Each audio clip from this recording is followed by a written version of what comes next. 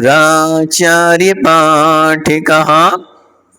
गुरु साक्षात् परम साधु तस्मै श्री गुरुवे नमः। तस्मै श्री गुरुवे नमः। तस्मै श्री विराग गुरुवे नमः। ये बोलिए अनंतानंत सिद्ध परमेश्वरी भगवान की, 2400 तीर्थंकर भगवान की, देवादिदेव श्री आदिनाथ भगवान की। जय बोलिए चंदा प्रभु शांतिनाथ भगवान की। थोड़ी आवाज बढ़ा दो इसकी। जय बोलिए चिंतामणि पार्श्वनाथ भगवान की। जय बोलिए शासन नायक महावीर भगवान की। थोड़ी आवाज बढ़ाओ थोड़ी सी इसकी।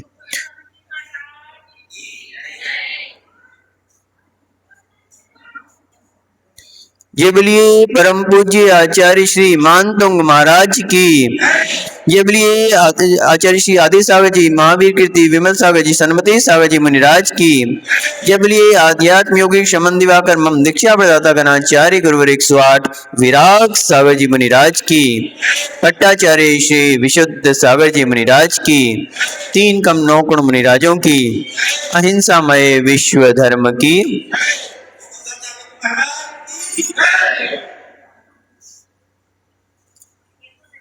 Dear all, in Bhaktamar Mahastotra, Acharya Sri Mantung Dev is worshipping to Lord Adinath, and yesterday we see that Acharya Sri Mantung had said that your qualities are so bright. Your qualities are so bright that like the deserts of the full moon. And today they are giving them in a new way, that they are saying that your heart is so strong. Your heart is so strong that cannot be disturbed. That cannot be disturbed. Your mind cannot be disturbed even by the beautiful goddess of the heaven. By the beautiful goddess of the heaven, your mind cannot be disturbed. Now, the beautiful ladies of these words are can how make a disturbance in your mind. Even the devils, even the beautiful ladies of the heaven, goddess of the heaven cannot disturb your mind. You are so much strong. And giving the example of Sumeru. They are giving the example of Sumeru mountain. They are saying that the wind, and which wind? Doomsday wind. Doomsday wind that can destroy all the mountains but cannot even shaken. But the mountain that is Sumeru mountain cannot be shaken by that wind. So as that mountain is so strong, similarly your heart, your mind is also so strong that cannot be disturbed by the beautiful ladies of the heaven. बंधुओं, आचार्य मानतुंग महाराज, जब हम इस काव्य के विषय में देखते हैं तो भक्ति की एक ऐसी गंगा आचार्य मानतुंग महाराज अपने मुख से मुखरित कर रहे हैं कि जिसमें हम स्नान करके यह महसूस करते हैं कि आहा, जैसे कोई नव जीवन ही हमें प्राप्त हो गया हो। भक्ति की यदि कोई मिसाल है, भक्ति की कोई अद्भुत मिसाल है तो ये भक्तामर महाकाव्य है। बंधुओं, एक ऐसा महाकाव्य जो हजारों वर्ष पहले लिखा गया और आज भी बच्चे बच्चे की जुबान पर जो मुखरित हो रहा है। एक ऐसा महाकाव्य जिसका इतना बड़ा प्रभाव कि एक एक काव्य जिसका बहुत सारे लोगों की परेशानियों को दूर करने वाला है, बहुत सारे संकट विपत्तियों को दूर करने वाला है और बहुत सारी सुख और समृद्धि को देने वाला है हर प्रकार से। लक्ष्मी, हर प्रकार से सरस्वती, सभी प्रकार की उपलब्धियां यदि कोई देने वाला है तो ये भक्तामर महाकाव्य है। जितना हम इसके विषय में देखें, एक एक विशेषण इसका देखें, क्या क्या विशेषण आचार्य मानतुंग महाराज आदिनाथ भगवान के लिए देते हैं, तो लगता है कि हाँ, वास्तविकता में श्रद्धा और भक्ति का अनुपम संगम ये भक्तामर महाकाव्य है। बंधुओं, भक्ति में एक ऐसा रस होता है कि व्यक्ति क्या होता है, उसमें डूब जाता है। जो भक्त होता है वो वास्तविकता में अपने आराध्य के गुणगान में इतना डूब जाता है कि उसे किसी भी प्रकार की सुध-बुध नहीं रहती। एक व्यक्ति विषय वासनाओं के अधीन होकर अपनी पत्नी से राग करता है अथवा किसी पर स्त्री से राग करता है, लेकिन एक भक्त है, उसका क्या है, अपने आराध्य से अनुराग है। सोचो, राग और अनुराग दोनों में कितना बड़ा अंतर है। एक वो राग है जो व्यक्ति को क्या करता है, विषय वासनाओं के अधीन होकर वो राग करता है और वो राग उसके पतन में कारण होता है। एक वो प्रभु से अनुराग है जो उसके लिए प्रभु समान परम पूज्य और पावन बना देता है। इतना राग और अनुराग में अंतर है। बंधुओं, कल हमने देखा था कि आचार्य मानतुंग महाराज अपनी भक्ति में गुरु के, भगवान के गुणों का स्मरण कर रहे हैं और गुणों के लिए क्या विशेषण दे रहे थे कि आपके गुणों ने तो तीनों लोकों को भी उल्लंघन कर दिया। कल हमने बताया था कि भगवान का जो केवल ज्ञान होता है वो 3 लोक तक सीमित नहीं रहता। सालोका नाम त्रिलोका नाम यद विद्या दर्पणायते, अलोक सहित अनंतानंत अलोकाकाश को भी जो जानता है, ऐसा भगवान का केवल दर्शन, केवल ज्ञान सब अनंत है, में अनंत है, तीनों लोकों तक सीमित नहीं है। और आज आचार्य श्री एक नए विशेषण को देके ये कहना चाहते हैं कि संसार तो विषय वासनाओं में डूबा हुआ है भगवान, लेकिन आपका एक मन है जो किसी भी प्रकार से चलायमान नहीं होता। इस विषय में आचार्य श्री 15 नंबर के काव्य में क्या कह रहे हैं, चित्रम किमत्र यदि ते त्रिदशांगनाभि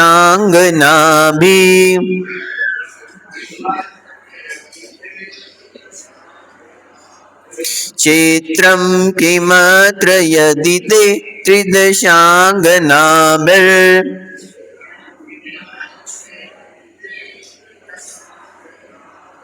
नीतं नीतं मनागपि मनो न विकार मार्गम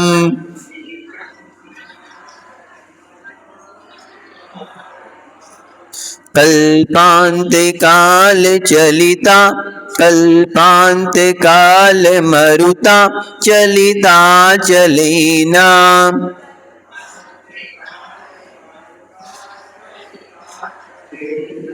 किं मंदरादि शिखरम चलितं कदाचित्।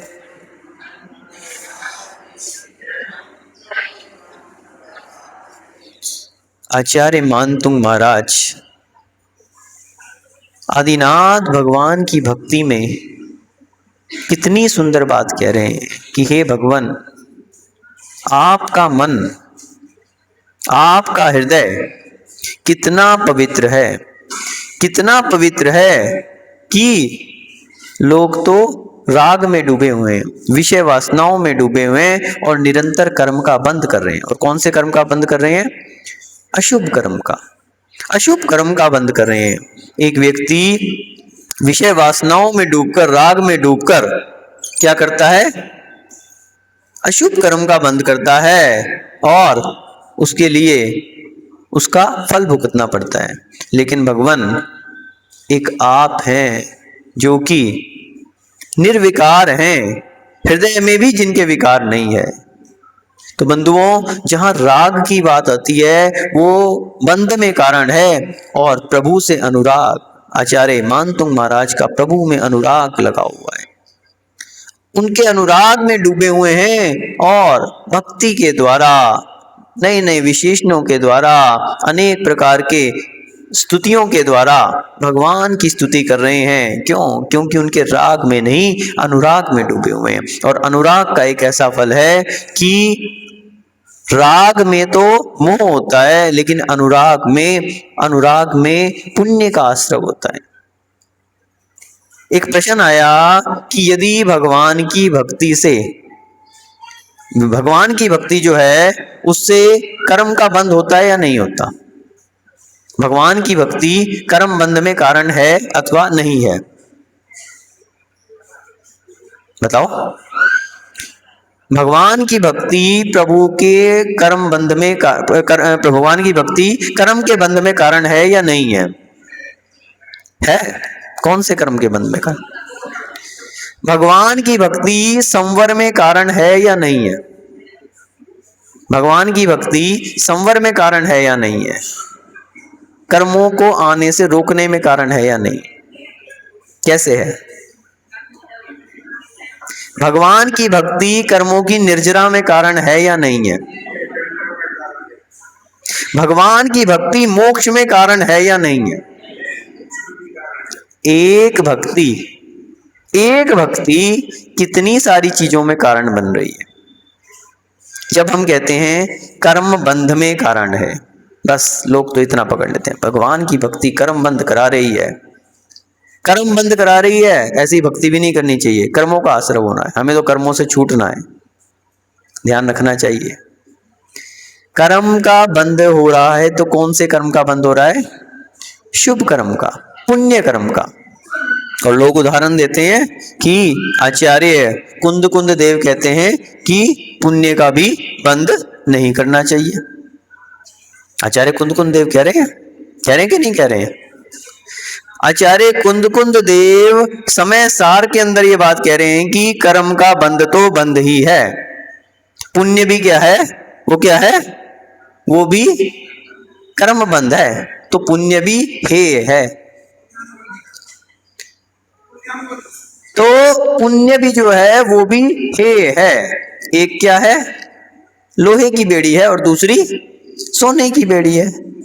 आचार्य कुंद देव समय सार की गाथा नंबर 146 में कह रहे हैं, सोवन्यम निल्यम बंददी कालाय संपिजह पुरिसम बंददी एवं जीवम सुम वा कदम कम्मम। लोग तो यही कह रहे हैं। आचार्य कुंद देव समय सार की 146 नंबर गाथा में क्या है? सोवन्यम्पि निल्यम, बोले सोने की क्या है? बेड़ी, वो भी क्या करती है? बांधती है। निलियम यानी बेड़ी, बंधती, वो भी बांधती है। कालस्यम्पि जय पुरुषम, जैसे कालस्यम्पि यानी लोहे की, जैसे पुरुष को एक लोहे की बेड़ी बांधती है वैसे ही सोने की बेड़ी भी बांधती है। बंधती एवं जीवम, बोले जीव उससे बंधता ही है, बस इतना अंतर है। सोम व कदम कम्मम, एक में शुभ कर्म से बनता है और एक में अशुभ कर्म से, लेकिन बांधती तो दोनों ही हैं। दोनों ही क्या हैं? बेड़ियां हैं। बस लोगों ने तो ये बात पकड़ ली, भैया कोई भी पुण्य कार्य मत करो। भगवान की पूजन, भगवान की भक्ति क्या कर रही है? कर्म का बंध करा रही है। और कर्म का बंध करा रही है तो हमें तो कर्म के बंध से तो संसार में ही रुलेंगे, हमें तो कर्म से मुक्त होना है, इसलिए भगवान की भक्ति करना भी छोड़ देते हैं। सही है ना? कल से फिर अभिषेक पूजन में तो कोई दिखेगा नहीं यहाँ पे। भगवान की भक्ति जो है, भगवान की पूजा, भगवान का अभिषेक, मुनियों को आहार दान, कहीं भैया वित्ती, ये सब पुण्य बंध के कारण है। और बंध से तो हम बचना चाह रहे हैं। सब लोग बंद कर देंगे ना कल से आना, कोई प्रवचन में नहीं, कोई किसी जगह में नहीं। सही है ना? दाऊ जी नहीं करेंगे, दाऊ जी कह रहे हम तो नहीं करेंगे, बंद हो रहा है तो होने दो। बंधुओं, बंध भी शुभ और अशुभ दो प्रकार का है, ये सही है, दोनों ही बांधते हैं, संसार में बांधते हैं। लेकिन अंतर कितना है?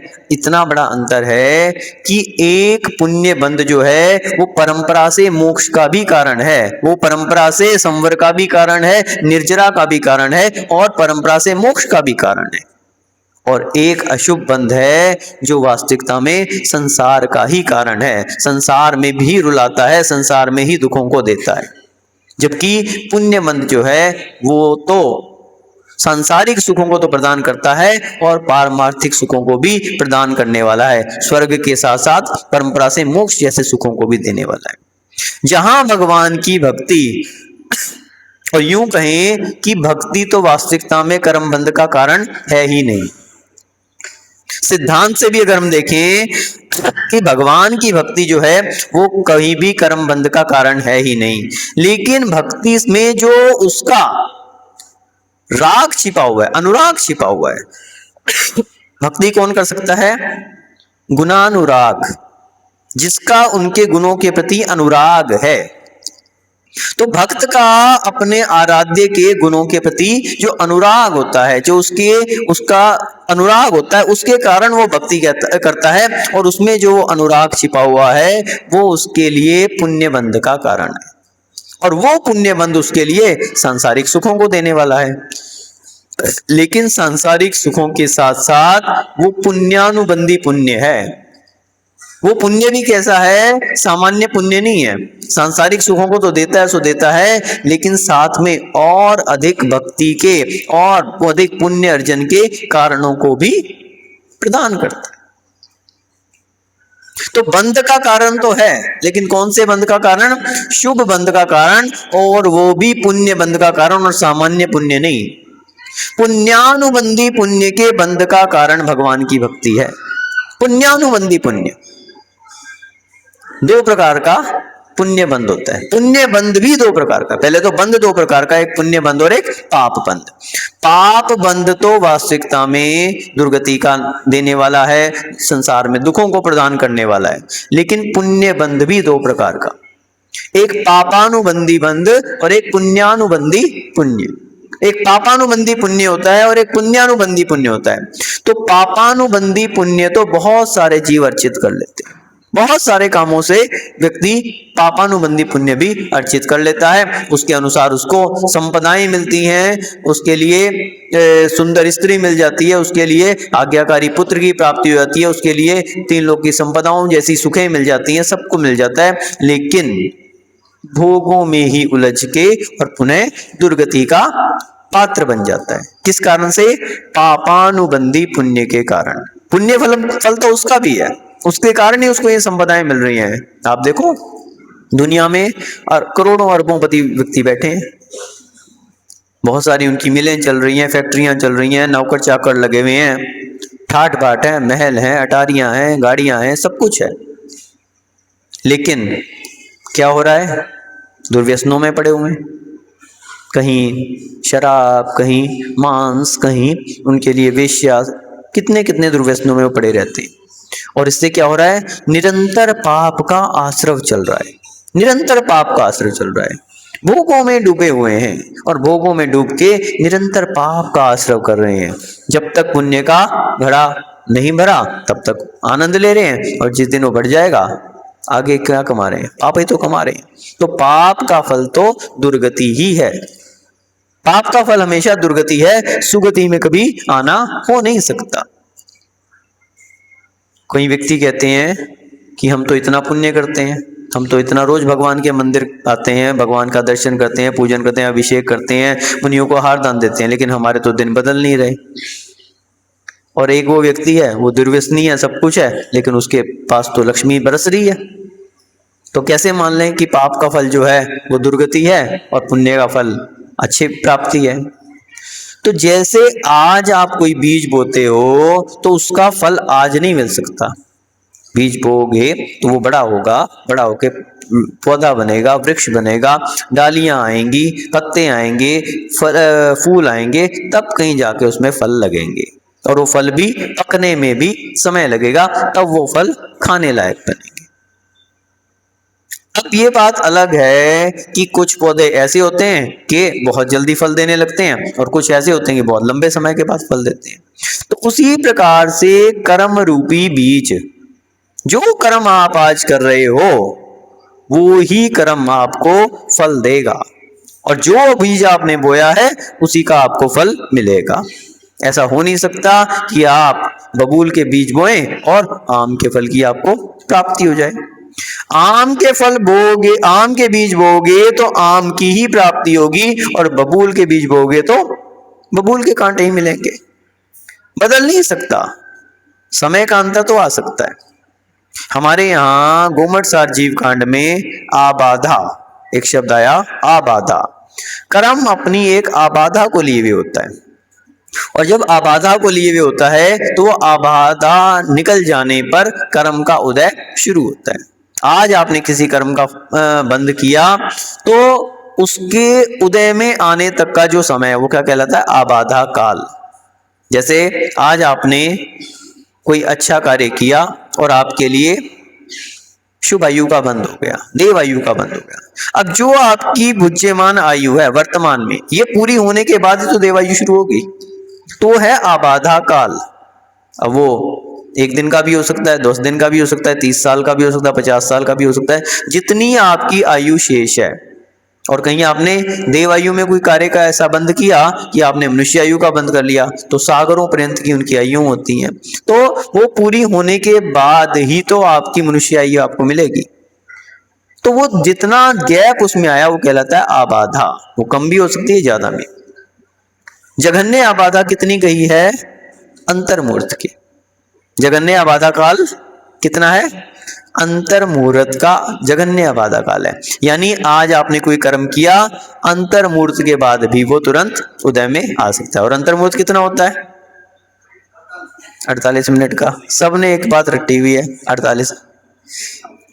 48 मिनट का एक मुहूर्त होता है, और उसके अंदर का जितना भी काल है, सिद्धांत से अगर देखें तो एक आवली एक समय से अधिक और 48 मिनट से एक समय कम तक का जितना समय है वो सारा का सारा क्या है?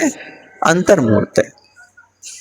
48 मिनट में से एक समय कम भी हो सकता है, 47 मिनट भी हो सकता है, 46 मिनट भी हो सकता है, 1 मिनट भी हो सकता है, आधा मिनट भी हो सकता है, मिनट के 1 सेकंड भी हो सकता है, और सेकंड का करोड़वां और अरबवां हिस्सा भी हो सकता है। क्योंकि एक आवली एक समय से अधिक सभी अंतर्मुहूर्त हैं, और आवली इतनी छोटी होती है कि पलक झपकने में जितना समय निकलता है, इतने में इतनी छोटी आवली बताइए। तो कर्म का उदय तुरंत के तुरंत भी आ सकता है, और हो सकता है बहुत लंबी आबाधा काल हो। उत्कृष्ट काल आबाधा कितना बड़ा हो सकता है? 70 कोड़ा कोड़ी सागर दर्शन मोहनीय कर्म का स्थिति है, और उसकी आबादा भी बहुत लंबी है। जो इतनी बड़ी स्थिति को लिए हुए होगा तो उसकी आबादा भी 7000 वर्ष। कितनी लंबी आबादा, उतने समय के बाद उदय में आएगा वो। तो लेकिन कर्म का उदय अपना फल देगा, अपने समय पे उदय होगा और अपने फल को भी प्रदान करेगा, ये सिद्धांत नहीं बदल सकता। तो उसी प्रकार से जो पुण्य फल है, जो आप भक्ति में डूबे हो, उसका जो आपको पुण्य फल प्राप्त हो रहा है वो प्राप्त अवश्य होगा, और वो भी पुण्यानुबंधी पुण्य।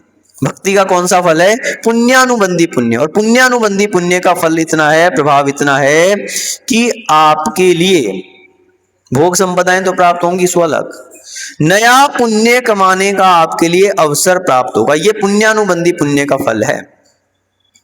अब आप देखो, मेहरोनी में प्रवचन चल रहे हैं, आप जितने लोग यहां बैठे हो, इतनी बड़ी मेहरोनी समाज में मात्र आप लोगों का पुण्य का फल है कि आपको नया पुण्य कमाने का अवसर प्राप्त हो रहा है।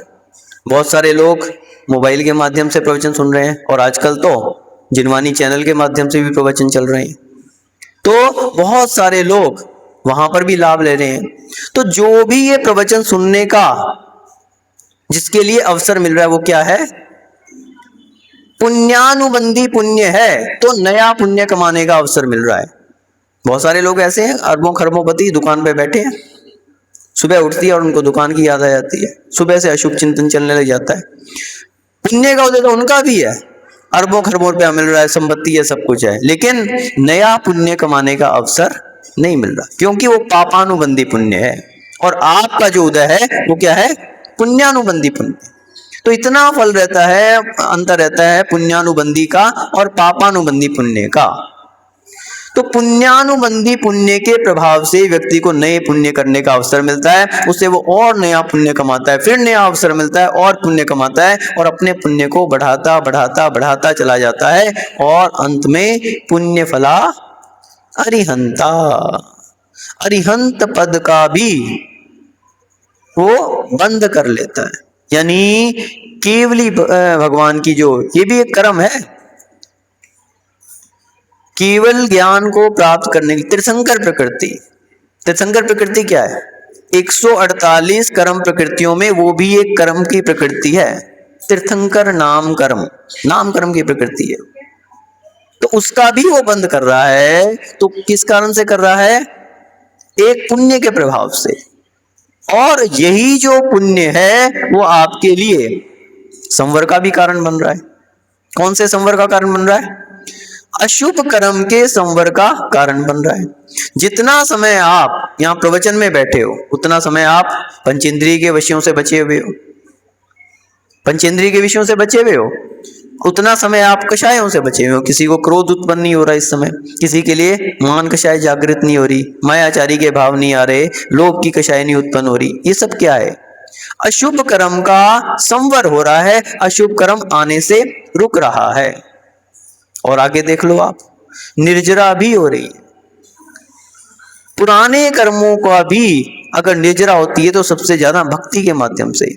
बतलाते हैं कि भगवान की भक्ति से ऐसे ऐसे कर्म जिनके लिए और कोई उपाय नहीं है, एकमात्र भगवान की भक्ति से वो कट जाते हैं। और जैसा हमने बताया कि पुण्य फला अरिहंता, इसी पुण्य के माध्यम से ही आपके लिए क्या होता है? अरिहंत पद और सिद्ध पद की भी प्राप्ति। यानी परंपरा से मोक्ष का भी यदि कोई कारण है तो वो क्या है? यही पुण्य है। जो आचार्य कुंद देव ने कहा कि ये सोने की बेड़ी है, वो किसके लिए कहा? वो उन सप्तम गुण स्थान में आरूढ़ उन मुनियों के लिए कहा जो कि ध्यान में लीन है, ध्यान में लीन है। आप लोगों के लिए नहीं कहा। जो स्वानुभूति में लीन है, आत्मानुभूति में जो लीन है, उनके लिए कहा कि अब उनके लिए पुण्य भी है। उनके लिए तो निर्जरा और मोक्ष तत्व ही उपादेय। लेकिन जब तक हम उस भूमिका में नहीं हैं, जब तक हम अशुभोपयोग में लगे हुए हैं, तो अशुभोपयोग को रोकने के लिए, शुभोपयोग में लाने के लिए यही भगवान की भक्ति, यही पंच परमेष्ठी का अनुराग, यही हमारा कारण है। लेकिन ऊपरी तन भूमिका में पहुंचने के बाद, मुनि मुद्रा को धारण करने के बाद, ध्यानस्थ होने के बाद ये पुण्य भी है बताया। तो कहाँ किस चीज की उपयोगिता है वो भी अपन को समझ में। इसलिए भगवान की भक्ति में आदिनाथ भगवान नई से नई बातें। आज क्या कह रहे हैं आचार्य ऋषि कि आपका मन, लोग तो विषय विकार में पड़े हुए हैं, विषयों में डूब डूब के एक स्त्री के राग में कर्म का बंद कर रहे हैं। लेकिन आपका एक मन ऐसा है जो कि स्त्रियों के हाव भाव से भी प्रभावित नहीं होता। स्त्रियां, सामान्य स्त्रियां तो छोड़ दो, देवांगनाओं के भी हाव भाव से आपके मन में किंचित भी विकार नहीं आता। क्या कह रहे हैं श्री? चित्रम किमत यदि ते त्रिदशांगना बिर, त्रिदशांगना भी यानी देवांगनाओं के द्वारा भी। चित्रम बोले कि कोई भी देवांगनाओं के द्वारा भी, नीतम मनागपि मनो न विकार मार्गम, आपका मन, मनो यानी आपका मन, मना कपि थोड़ा सा भी, थोड़ा सा तो विकार आ जाए, एक बार तो भावना हो जाए उठा के देखने की, हाँ एक बार तो इच्छा हो ही जाए, चलो ज्यादा नहीं, बार बार नहीं देखो, एक बार तो इच्छा हो ही जाए, थोड़ा सा तो विकार आ जाए। मना कपि बोले बिल्कुल भी विकार को प्राप्त नहीं होता। चित्रम कीमत यदि ते त्रिदशांगना भी बोले अगर आपका मन देवांगनाओं के हाव भाव के द्वारा, मना कभी थोड़ा सा भी, लेश मात्र भी विकार मार्गम, विकार को, विकार भावों को ना नीतम नहीं प्राप्त हुआ है, तो इसमें किम चित्रम, कौन सी आश्चर्य की बात है? चित्रम यानी चित्र, यानी चित्र किसे कहते हैं? चित्र यानी आपके सामने तो वही चित्र घूम रहे होंगे, आकृति, किसी वस्तु की आकृति, फोटो। आज के समय में तो मोबाइल है, बस फोटो खींचा और बस व्हाट्सएप पे डाल दिया।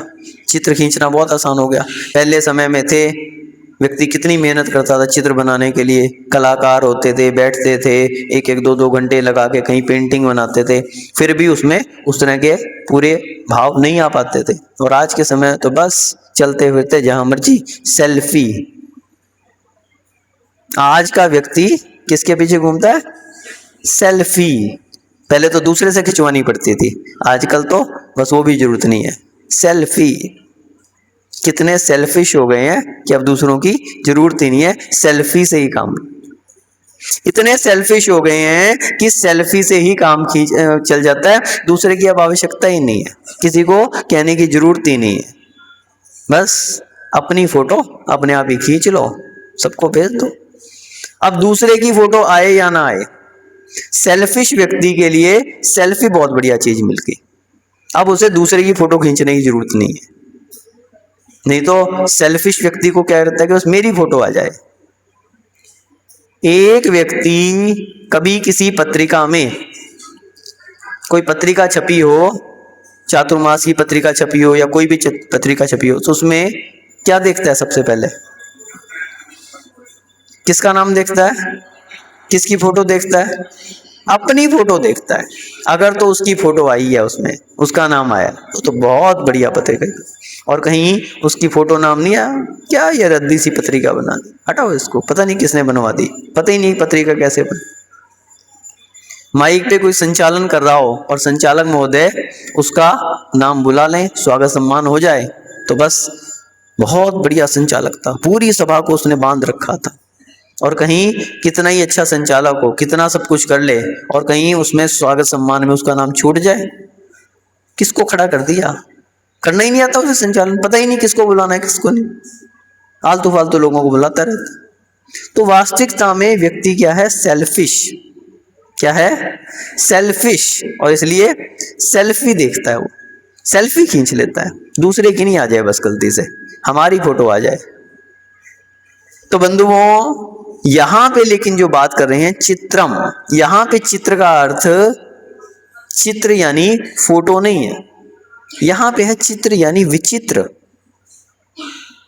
विचित्र बात की बात है यहां पे। चित्रम यानी आश्चर्य, विचित्र बोले इसमें कोई विचित्रता नहीं है, इसमें कोई आश्चर्य की बात नहीं है। विचित्र बातें सुनी होंगी आपने, विचित्र बातें सुनी है? किस किस ने सुनी है विचित्र बातें? किसी ने नहीं सुनी विचित्र बातें? कौन सी विचित्र बातें?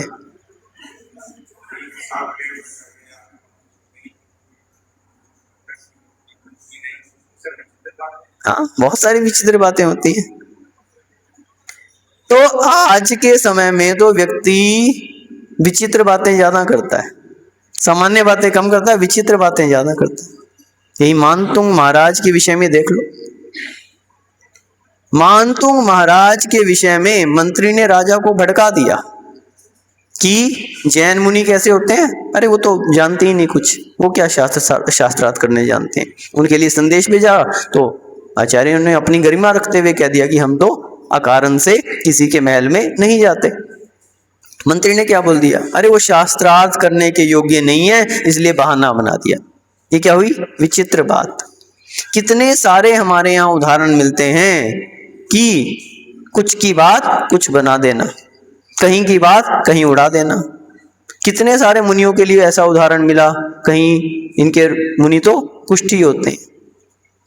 और भी जब हम देखते हैं शास्त्रों में ऐसे उदाहरण भरे पड़े हैं कि किसी ने किसी के विषय में, किसी ने मुनियों के विषय में, किसी ने धर्म के विषय में, बोले देव शास्त्र गुरु के प्रति कोई भी बात जो उसकी अप्रभावना का कारण बड़े बहुत बड़े कर्म बंध का कारण है।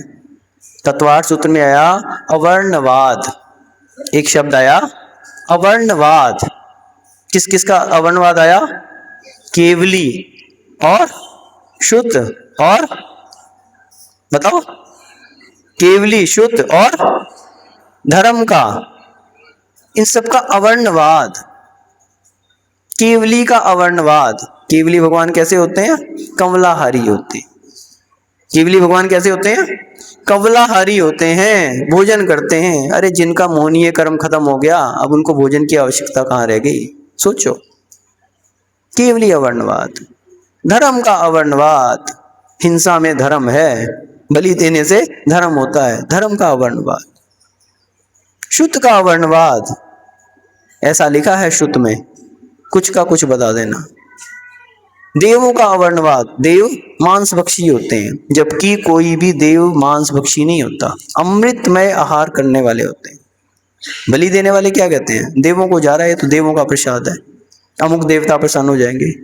अरे वो मांस और ये मीट जैसी चीजें थोड़ी खाएंगे, अमृत का पान करने वाले होते हैं सभी देवता, चाहे मिथ्या दृष्टि हो, चाहे सम्यक दृष्टि हो, चाहे व्यंतर हो, चाहे ज्योतिष हो, चाहे कल्पवासी हो, विमानवासी हो, कोई भी देवता हो, सभी के सभी एकमात्र उनके गले से अमृत झरता है और उनकी क्षुधा को शांत कर देता है। धर्म का अवर्णवाद, देव का अवर्णवाद, केवली का अवर्णवाद, अवर्णवाद। और ये तो ठीक है, विचित्र बातों में तो सामान्य व्यक्ति तो नहीं छोड़ते, कोई भी व्यक्ति आ जाए कहीं की कहीं भी उड़ा देते, चाहे वो मंदिर के पदाधिकारी हों, चाहे वो समाज के व्यक्ति हों, किसी के बारे में कुछ भी ज्यों का त्यों उठाया खोल दिया। मंदिर के अध्यक्ष तो मंदिर को लुटाने पे लगे हुए, उठाई बात, उठाई जीव, तलवार से पटक दी। मंदिर के अध्यक्ष मंदिर को लुटाने पे लगे हुए हैं। भैया आपने हिसाब किताब देख लिया क्या? बताओ, आपने हिसाब किताब देख लिया हो, किसी से जान लिया हो, तब तो आप कोई बात निकालो। बस उठाई जीभ, तलवार से भड़क दी, पूरे नगर में कचरा फैला दिया। आपसे कोई हिसाब किताब पूछ ले तो उसे तो चूहे कुतर गए, हमारे हिसाब किताब को चूहे कुतर गए, और दूसरे के हिसाब किताब को आप कह रहे हो कि वो मंदिर को लुटाने पे लगे। तो ऐसी विचित्र विचित्र बातें ये कहलाती हैं विचित्र बातें। तो बंधुओं, कभी भी ऐसी विचित्र बातें नहीं करनी चाहिए, बहुत बड़े पाप का बंध होता है। जो व्यक्ति धर्म के मार्ग पे बढ़ रहे हैं, किसी कार्य में आगे बढ़ रहे हैं, आपने विघ्न खड़ा कर दिया, और विघ्न करण मंत्रायस्य, अंतराय कर्म का बहुत बड़ा बंद हो रहा है, अंतराय कर्म का बंद हो रहा है। इसलिए कभी ऐसी विचित्र बातें अपन को नहीं करनी चाहिए। तो मानतुक महाराज ये कह रहे हैं कि विचित्र यानी आश्चर्य, आश्चर्य की बात है। आप लोग तो आश्चर्य करते हैं, लेकिन मानतुक महाराज कह रहे हैं कि आपका मन किसी भी कारण से विकार को प्राप्त नहीं होता, इसमें कोई भी आश्चर्य नहीं है। चित्रम किमत्र यदि ते त्रिदशांगना भी नियतम मना कपि मनोना विकार मार्गम। बोले कोई भी इसमें आश्चर्य की बात नहीं है कि यदि आपका मन अप्सराओं के हाव भाव के द्वारा भी विकार को प्राप्त नहीं हुआ, और बिल्कुल भी विकार को लेश मात्र भी, मना कपि लेश मात्र भी वो आपके मन में विकार भाव उत्पन्न नहीं कर सकी। क्यों? कल्पांत काल मरुता चरिता चले न। बोले कल्पांत काल की पवन, कल्पांत काल कौन सा होता है? कल्पांत काल 20 कोड़ा कोड़ी सागर का एक कल्प काल होता है। 20 कोड़ा कोड़ी सागर, 20 कोड़ा कोड़ी सागर का एक कल्प काल होता है। और जब कल्प काल बदलता है तो बहुत तेज हवाएं चलती हैं, पूरे के पूरे भूमि खंड को तहस नहस कर देती हैं। ऐसी आंधियां चलती हैं, पूरे भवन और बड़े के बड़े महल और बहुत बड़ी बड़ी अटारियां सब धराशायी हो जाती हैं। भूकंप आ जाता है, पानी की वृष्टियां होती हैं, कहीं ओले बरसते हैं, कहीं आग बरसती है, कहीं जो है अग्नि, कहीं धूम की वर्षा होती है, कहीं और भी ऐसी कुवृष्टियां होती हैं, और पूरी पृथ्वी तहस नहस हो जाती है। बड़े बड़े पर्वत भी धराशायी हो जाते हैं। तो बोले ऐसी वायु बाकी पर्वतों को तो गिरा सकती है, लेकिन मंदरादि शिखरम चलितम कदाचित किम मंदरादि शिखरम चलितम कदाति, क्या वो सुमेरु पर्वत को हिला सकती? सुमेरु पर्वत को नहीं हिला सकती। अचल है वो, अचल है वो उसको जरा सा भी हिला नहीं सकती, कितनी भी तेज वायु चल जाए। तो उसी प्रकार से अगर देवताओं की यानी देवांगनाएं भी आ जाएं और कितने भी हाव दिखा दें, तो भी दुनिया के मन में तो विकार आ सकता है, लेकिन आपके मन में किंचित भी विकार नहीं आ सकता, इसमें कोई भी आश्चर्य की बात नहीं है। इस प्रकार से आचार्य श्री मानतुंग महाराज ने बहुत सुंदर शब्दों में भगवान आदिनाथ की स्तुति की। और बंधुओं, इस विषय में, इस काव्य के विषय में कहानी आती है कि वासना के चंगुल में फंस के एक राजा, वासना के चंगुल की बात हो रही है, देखो कितना खराब है ये वासना ऐसी खराब है कि राजा तक के मन को चलायमान कर दिया। तो एक राजा जो था वो वासना के चंगुल में फंस के अपनी सुंदर रानी को भूल के और एक वेश्या के पीछे पड़ गया। सोचो, एक राजा तक को जिसने, जो कि न्याय प्रिय होना चाहिए, जो कि सिद्धांत प्रिय होना चाहिए, जो कि धर्म प्रिय होना चाहिए, उस तक के लिए एक वासना के चक्कर में पड़ के क्या हो गया कि अपनी रानी को छोड़ के एक वेश्या के पीछे पड़ गया। और जब रानी ने इस बात का प्रतिकार किया, इस बात विरोध किया, तो उसने रानी को ही कुएं में फेंकवा दिया। अपनी पत्नी को एक वेश्या के कारण कुएं में फेंकवा दिया। किसने? राजा ने। कितनी खराब है ये बेकार मार्ग, कितने खराब है ये जो वेश्या के, वेश्या पर महापाप कहा है इसके लिए, वेश्या गमन के लिए महापाप, व्यसन, व्यसनों के लिए क्या कहा? महापाप। पाप नहीं कहा, महापापानि सप्तानि, 7 ये जो है पाप नहीं है, महापाप है। बोले इतना भी वो भूल गया, दया धर्म बिल्कुल पूछ गया, अपनी पत्नी को कुएं में फेंकवा दिया। उस पत्नी ने, उस रानी ने कुएं में पड़े हुए भक्तांबर की इस 15वें काव्य का ध्यान किया। ये 15वें काव्य का पढ़ना शुरू किया तो जम्बा देवी अत्यंत विकराल रूप लेकर प्रकट हुई और उसने जाकर राजा के शयनगार में जाकर उसको कुपित किया। जब राजा ने उस देवी का प्रचंड रूप देखा तो राजा घबरा गया और उसने वापस उसको, पत्नी को लेके आया, महल में वापस विराजित किया और पश्चाताप किया। तो बंधुओं, ये काव्य, भक्तांबर का एक एक काव्य बड़ी बड़ी विपत्तियों को दूर करने वाला है। और इसका जाप्य मंत्र, यहाँ पर रिद्धि मंत्र भी यहाँ उच्चारण किया जा रहा है, हम सभी एक साथ करेंगे। ओम ह्रीम अर्हम नमो 10 पुव्वियाणम। ओम ह्रीम अर्हम नमो 10 पुव्वियाणम। ओम ह्रीम अर्हम नमो 10 पुव्वियाणम। जबली आदिनाथ भगवान की